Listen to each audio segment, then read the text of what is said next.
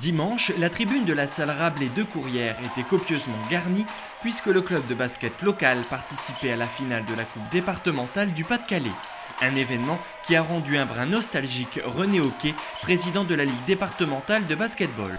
C'est toujours agréable de voir du basket à Courrières. Et je me souviens, il y a 20 ans, Courrières jouait également en région. Donc ça prouve quand même qu'il y a du basket à Courrières.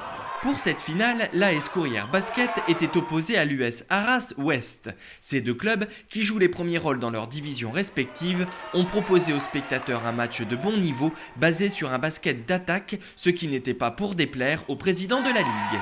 Sur la finale aujourd'hui, je vois que Courrières vend chèrement sa peau par rapport à Arras Ouest qui joue un niveau au-dessus. Et puis on sent que les joueurs d'Arras ont déjà un certain métier par rapport aux joueurs de Courrières. Et au terme d'une rencontre âprement disputée, c'est le club d'Arras qui s'est finalement imposé par 96 points à 71 et c'est le coach des vainqueurs qui nous livre à chaud son sentiment sur la rencontre. Moi j'ai toujours dit aux joueurs qu'il ne fallait jamais sous-estimer aucune équipe. C'est ce qu'ils ont fait depuis le début de saison. Encore, ça l'a prouvé aujourd'hui que Courrières, c'est pas une petite équipe. Je pense qu'avec le sérieux défensif qu'on avait mis aujourd'hui en place, ça nous a aidé à gagner ce match. Je pense que l'issue de la rencontre en témoigne par le score. Peut-être que c'est un peu sévère pour Courrières, mais je pense que physiquement on a pris le dessus. Invaincu en championnat à 2 matchs du terme de la saison et donc vainqueur de la Coupe départementale, le club d'Arras réalise un exercice 2005-2006 en tout point remarquable, pour la plus grande fierté de son entraîneur.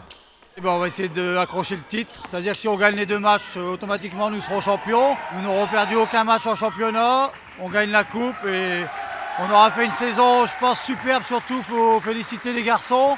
Et je suis content surtout pour les garçons car je suis fier d'entraîner ces joueurs-là. Et quant aux joueurs de Courrières, c'est très sportivement qu'ils ont reconnu la supériorité de l'adversaire du jour. Et aujourd'hui, nous sommes tombés sur une équipe très forte. Cela dit, ils sont une division au-dessus de nous, ils sont invaincus. Donc ils méritent leur victoire quand même. En sachant qu'au départ, nous ne souhaitons pas jouer cette coupe.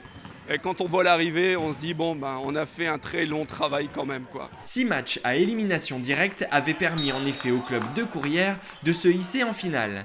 Mais la déception ne sera que de courte durée pour le club qui joue dès samedi un autre moment fort de sa saison. Il joue la montée encore contre Dourges le week-end prochain, le 30 avril. Et donc c'est un match important pour le club étant donné qu'il va accéder à l'élite départementale. Une accession qui obligera le club à se structurer davantage, comme il l'a déjà fait récemment en créant une section mini-basket pour ses jeunes licenciés.